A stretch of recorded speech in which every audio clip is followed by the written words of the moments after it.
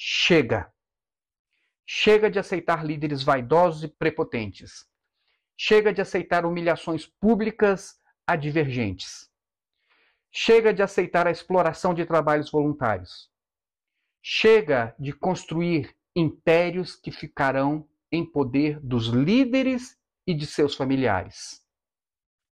Chega de aceitar calados a desmandos de líderes que pensam que não devem satisfação a ninguém.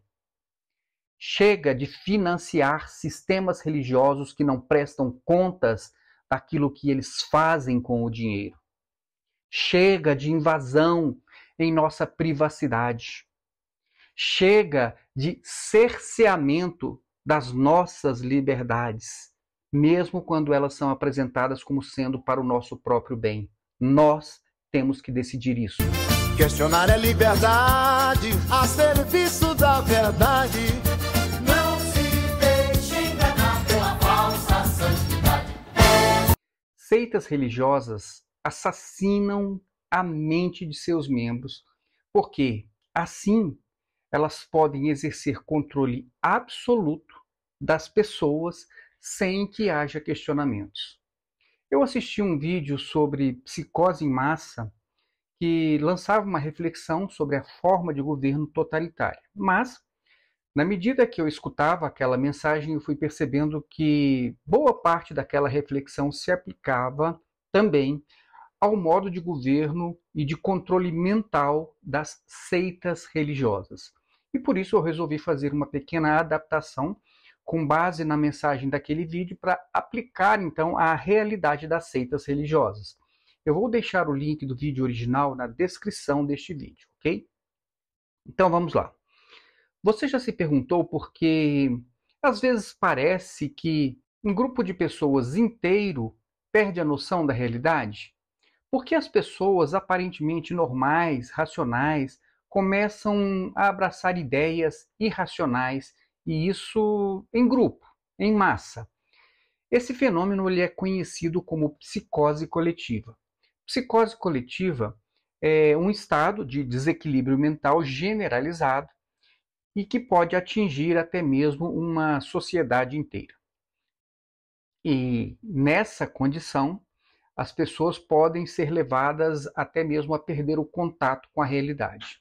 Se isso parece um absurdo, é bom lembrar que, especialmente na Europa, entre os séculos XVI e XVII, milhares de pessoas, em sua maioria mulheres, foram perseguidas e mortas como se fossem bruxas. Isso mesmo.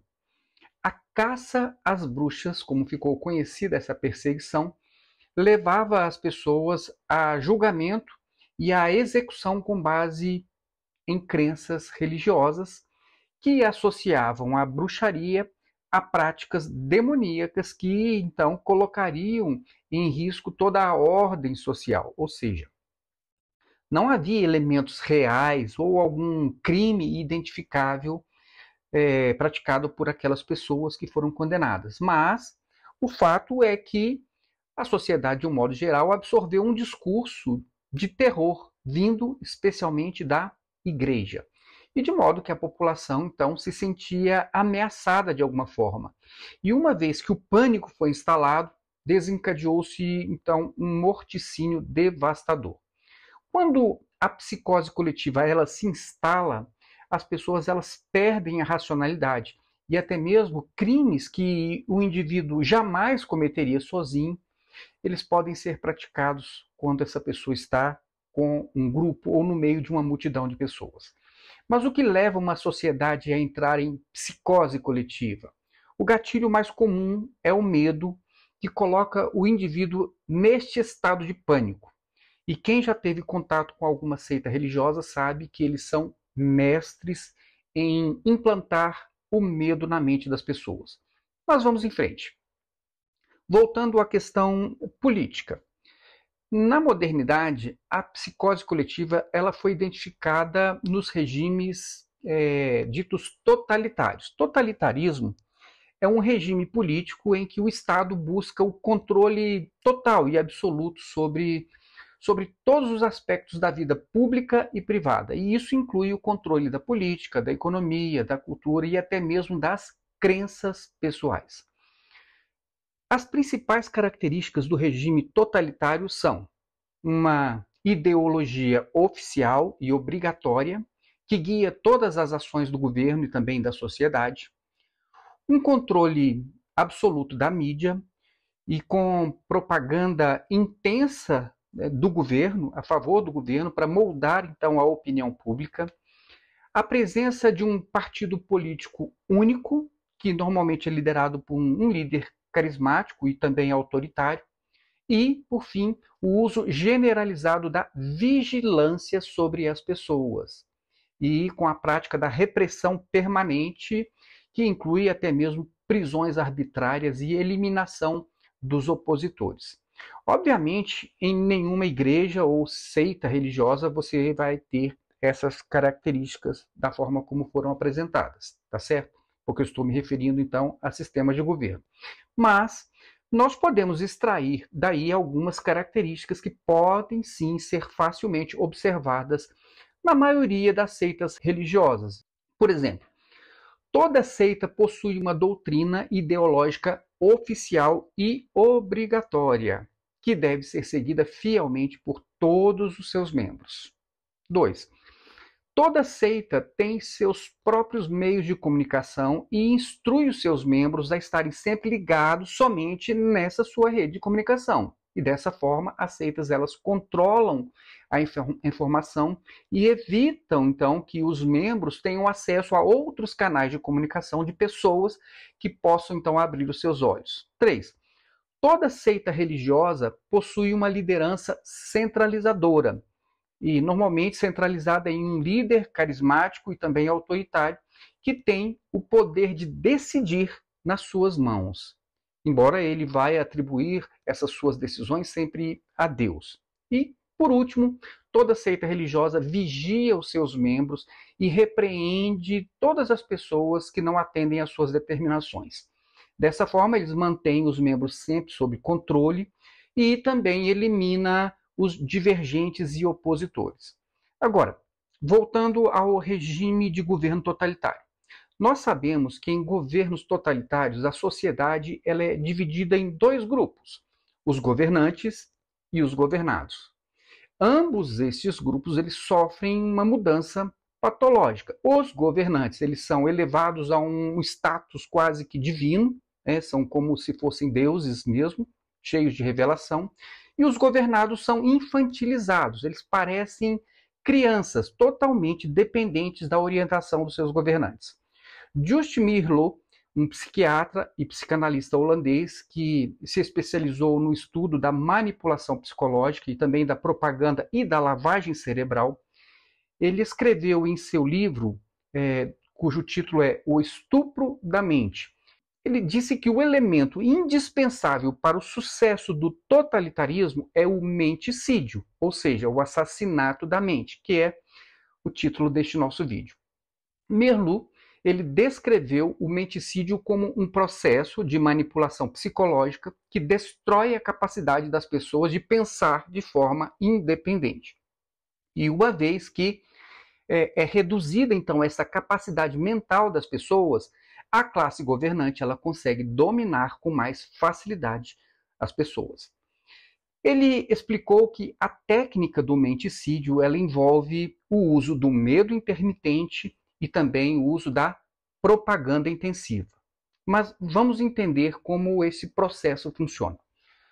Os governantes eles semeiam o medo até que as pessoas comecem a entrar em um estado de pânico, de aflição. E o pânico fragiliza a mente das pessoas e assim elas se tornam vulneráveis a ponto de aceitarem até mesmo ideias absurdas, porque elas perdem a capacidade de raciocinar criticamente. Notem que esse processo ele é eficaz, seja em estruturas de governo, como também em estruturas religiosas, como nós vamos ver.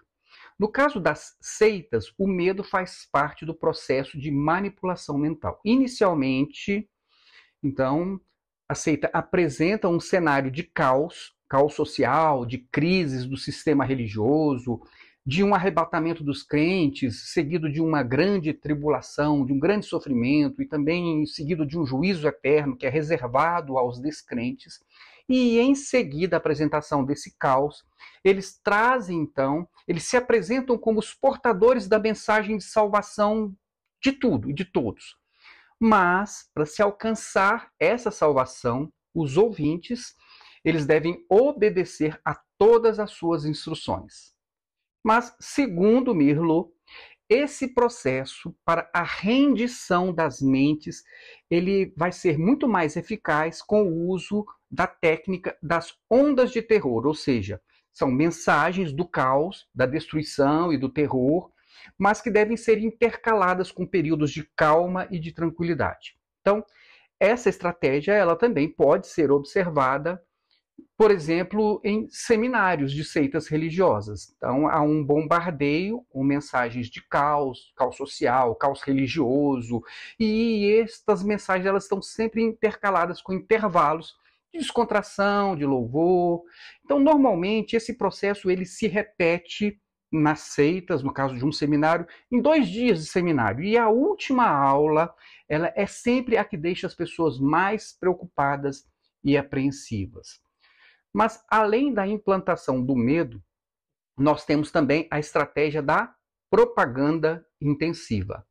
As constantes propagandas têm a função de minar as mentes das pessoas com informações falsas, mas que acabam sendo absorvidas pela repetição intermitente e constante. Uma mentira contada muitas vezes, ela acaba assumindo o lugar da verdade. E é assim que o uso da propaganda é utilizado para espalhar a desinformação, também para promover uma confusão e destruir a mente das massas que nem mesmo sabe explicar a origem da crise que eles estão defendendo e nem da salvação que eles estão esperando. Constantemente aparecem relatórios contraditórios, informações deliberadamente confusas e que impedem as pessoas de raciocinarem de uma maneira clara. As coisas nunca são claras ou nunca ficam claras para as pessoas. Merleau observou que essa técnica ela é muito eficaz porque a lógica ela só pode ser confrontada com a lógica, mas a ausência de lógica e de coerência confunde aqueles que tentam pensar claramente.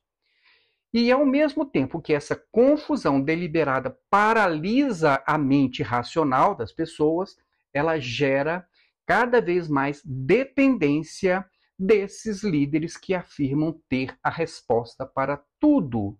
Essa confusão ela é proposital e deixa as pessoas cada vez mais vulneráveis e aumenta a possibilidade delas serem arrastadas por mensagens que são verdadeiros delírios desses governantes autoritários. Mas por que as pessoas aceitam tanta confusão? Segundo Merleau, mentiras e repetições monótonas de tolices, diz ele, né, são sempre mais atrativas porque as pessoas elas aderem mais facilmente ao apelo emocional do que ao pensamento lógico e racional, que é sempre mais difícil. Por último, para compor a estratégia do menticídio, nós temos então o isolamento social.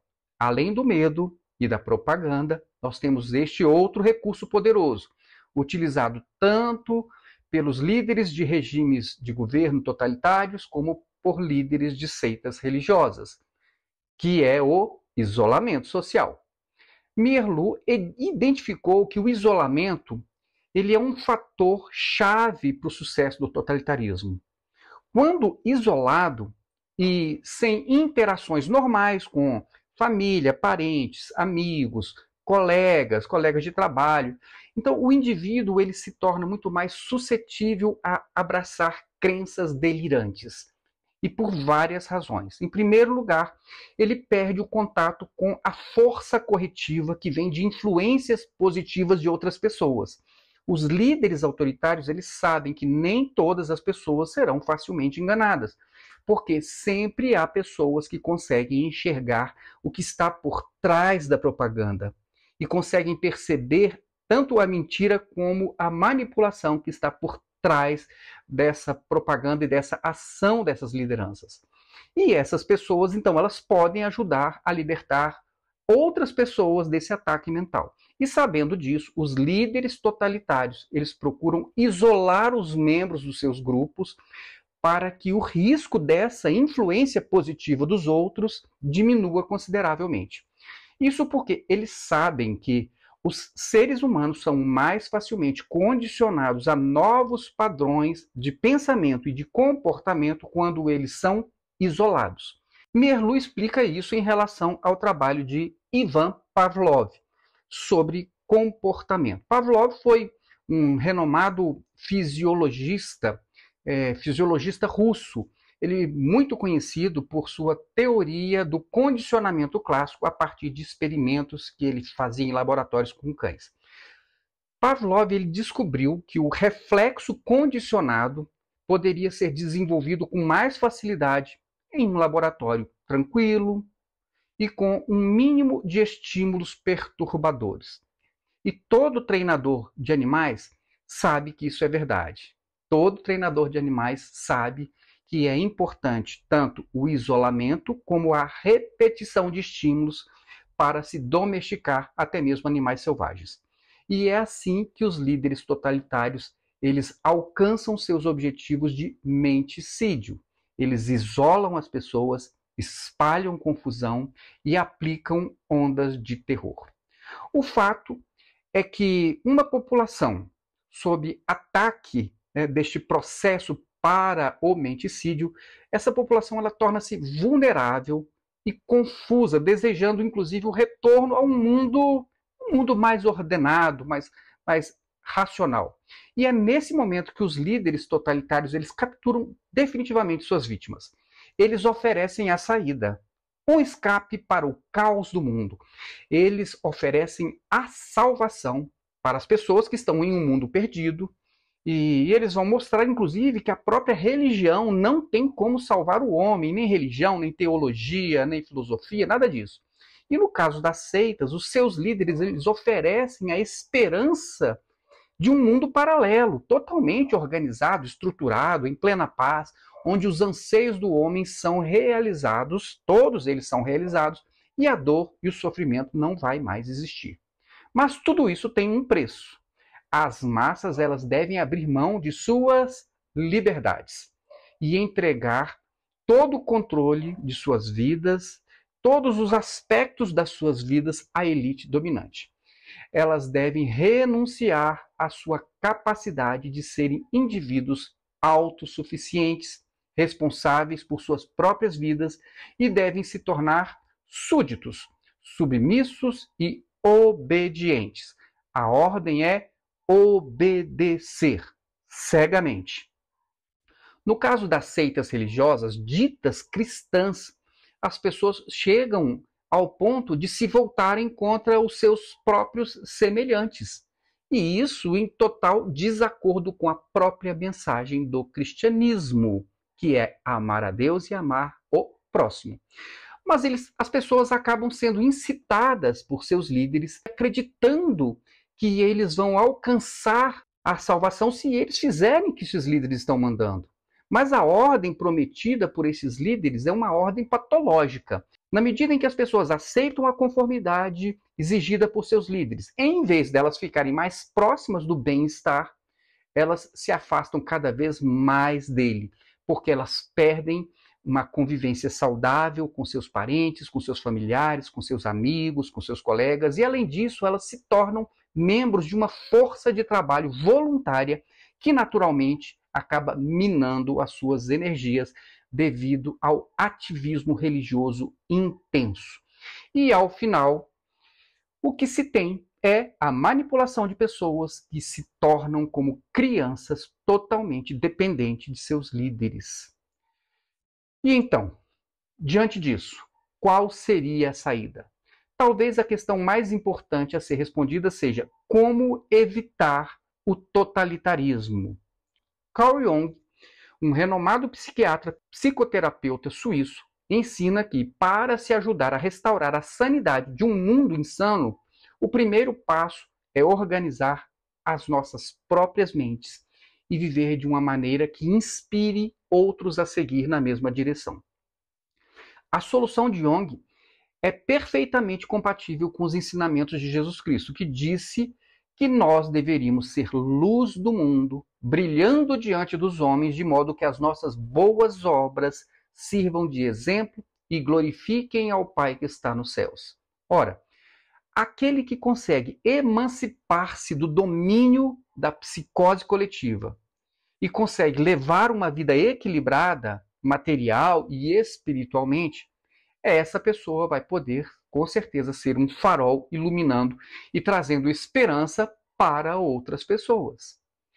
Mas, se nós já conseguimos nos libertar do domínio de líderes inescrupulosos, além de nós sermos, obviamente, exemplos para os outros, nós podemos também ajudar as outras pessoas com os seguintes passos adicionais. Preste muita atenção. Em primeiro lugar, nós podemos espalhar informações que se contraponham às propagandas enganosas. A verdade, ela é mais poderosa do que a ficção. A verdade dita tem o poder de se sobrepor às falsidades propagadas pelos governantes totalitários. Por isso, o sucesso dos líderes totalitários depende do quanto eles conseguem impedir ou censurar o fluxo livre de informações. Para isso, eles se utilizam de todos os meios possíveis para bloquear a liberdade de expressão e o acesso à informação. No caso das seitas religiosas, seus líderes promovem derrubada de canais da internet, do YouTube, processam ex-membros tentando silenciar os críticos, assassinam a reputação dos divergentes e também procuram afastar os membros das redes sociais desses divergentes para impedir que eles tenham o acesso a informações críticas sobre a seita. Enfim, é importante lembrar que a luta contra lideranças de seitas totalitárias não é apenas espiritual, mas também psicológica. A elite dominante entende isso e é a razão pela qual ela se concentra fortemente no controle da narrativa e na manipulação das emoções dos seus liderados. Para combater isso, nós devemos nos tornar conscientes de nossas próprias vulnerabilidades psicológicas e trabalhar para fortalecer as nossas mentes contra todo e qualquer tipo de manipulação. Uma maneira de fazer isso é cultivar habilidades de pensamento crítico, aprender a questionar a autoridade, aprender a desenvolver a capacidade de reconhecer quando uma propaganda ela é enganosa, é manipuladora. Você precisa perceber essas coisas melhor. E isso inclui entender falácias lógicas, ser capaz de checar fatos e manter um ceticismo saudável, sem cair em paranoias. Não é isso. Outro aspecto crucial é manter a nossa humanidade, as nossas conexões com outras pessoas. Nós temos de lembrar que os sistemas totalitários, eles prosperam exatamente na desumanização e no isolamento das pessoas. Quando nós estabelecemos conexões humanas com outras pessoas, essas conexões genuínas, e praticamos a empatia, e também nos recusamos a ver os outros como inimigos, nós então estamos resistindo a essa mentalidade totalitária. Nós devemos também estar vigilantes para proteger a nossa privacidade e a nossa autonomia pessoal. À medida que a tecnologia avança, os governantes têm cada vez mais facilidade para monitorar e controlar toda a população. Também é importante apoiar e proteger a liberdade de expressão e o acesso à informação, porque essas conquistas sociais são frequentemente as primeiras vítimas das lideranças totalitárias. Nós podemos até discordar daquilo que é dito. Você pode discordar, mas nós devemos defender o direito das pessoas de se manifestarem, mesmo que nós não concordemos. Isso inclui apoiar os meios de comunicação alternativos, que são exatamente os que desafiam a narrativa oficial.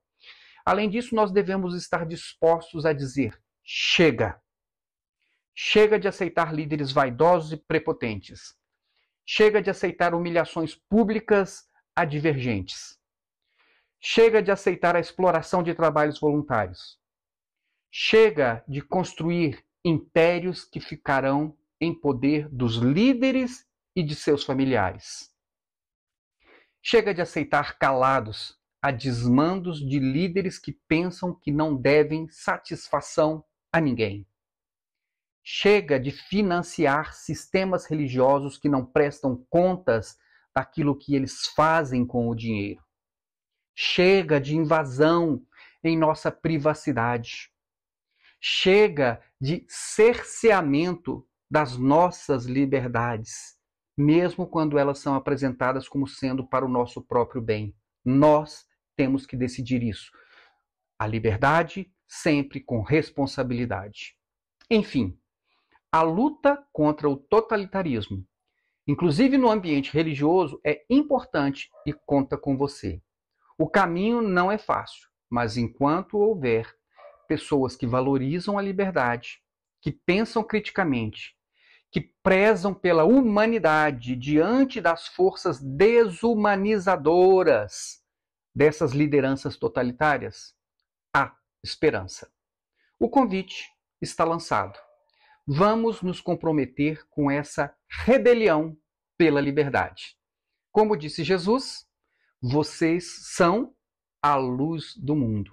Não se pode esconder uma cidade constituída sobre um monte. Lembre-se disso. E também, ninguém acende uma candeia e a coloca debaixo de uma vasilha. Ao contrário, coloca-a no lugar apropriado e assim ilumina a todos os que estão na casa. Assim, brilhe a luz de vocês diante dos homens, para que vejam as suas boas obras e glorifiquem ao Pai de vocês que está nos céus. Esse texto está em Mateus, no capítulo 5, dos versos 14 ao 16.